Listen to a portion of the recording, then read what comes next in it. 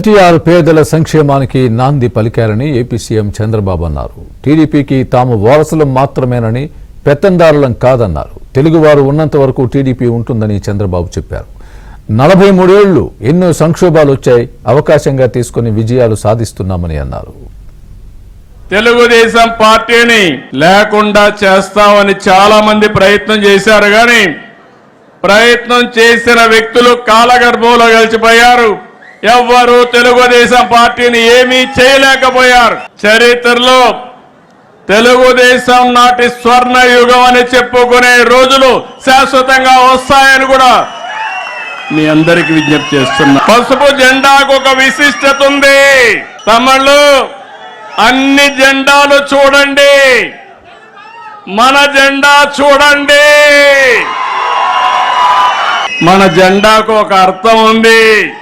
అన్నదాతలకు అండగా ఉండాలని నాగలి, కార్మికులకు ప్రగతికి, పారిశ్రామిక ప్రగతికి చిహ్నంగా చక్రం, నిరుపేదలకు నీడ అందించడానికి గుడిస, ఇల్లు. ఏ సింబల్లైనా ఏ జెండాలైనా ఉన్నాయా తమ్ముళ్ళు అని మిమ్మల్ని అడుగుతున్నా. ప్రతి నాయకుడికి గుర్తుండాలి, కార్యకర్త ఫస్ట్, నో సెకండ్ థాట్. ప్రతి ఒక్క కార్యకర్తకు గుర్తుండాలి, ప్రజలే ఫస్ట్, పీపుల్ ఫస్ట్.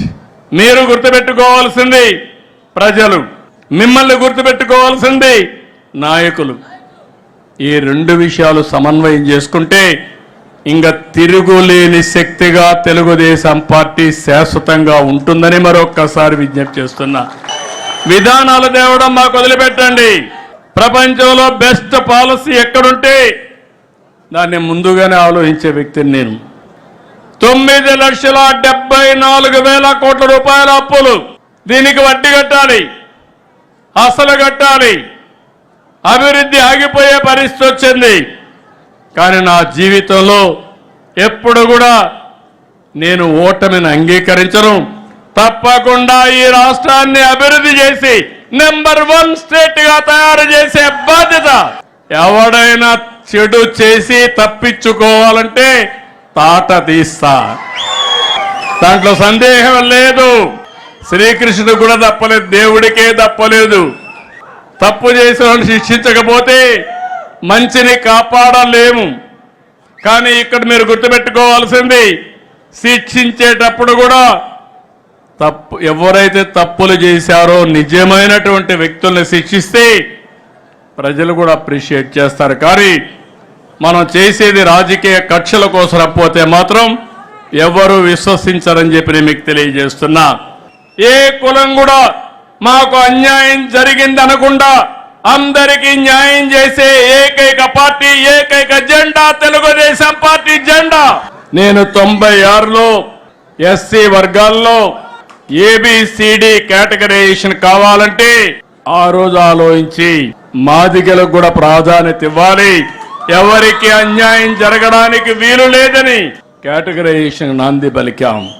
ఆ రోజు ముఖ్యమంత్రిగా చేసిన చట్టాన్ని మళ్ళీ దేశానికి ఆదర్శంగా కేటగరైజేషన్ చేసే అధికారం తెలుగుదేశం పార్టీకి వచ్చిందంటే ఇది ఒక చరిత్ర. అమరావతి విధ్వంసానికి గురైతే అమరావతి పనులు ప్రారంభమైనాయి.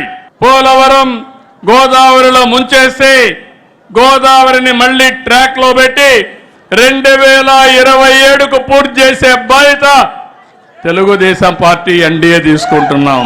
అన్నదాతకి ఇవ్వాల్సిన డబ్బుల్ని మళ్ళీ వాళ్ళకు కూడా ఇస్తున్నాం. 3 ఇన్స్టాల్మెంట్స్ లో ఇస్తాం. మే నుంచే ప్రారంభిస్తాం. మత్స్యకారులకు 20,000 ఇస్తాం. అదే మాదిరిగా ఏదైతే డిఎస్సి ఉందో తొందరలోనే 1-2 రోజుల్లోనే డిఎస్సి కూడా పిలుస్తాం. మళ్ళీ కొత్త టీచర్లతో, కొత్త కళతో స్కూల్స్ అన్ని కూడా రీఓపెన్ చేస్తామని చెప్పి కూడా నేను మీకు తెలియజేస్తున్నా. 4 దశాబ్దాలు, 43 సంవత్సరాలు ఎన్నో సంక్షోభాలు వచ్చాయి. ప్రతి ఒక్క సంక్షోభాన్ని అవకాశంగా తీసుకున్నాం. ఎన్నో సవాళ్లు అధిగమించాం. 1924లో మీరు పడిన బాధలు చూశాను. మీ ఆస్తుల్ని విధ్వంసం చేశారు. నా ఆస్తి పోయినా పర్వాలేదు, నా రాష్ట్రం బాగుండాలని తప్పించిన మిమ్మల్ని నా జీవితంలో ఎప్పుడూ మర్చిపోలే. ఎన్నో కేసులు పెట్టారు. మా తమ్ముడు చెప్తున్నాడు, తప్పకుండా 95 సీఎం గానే ఉంటా.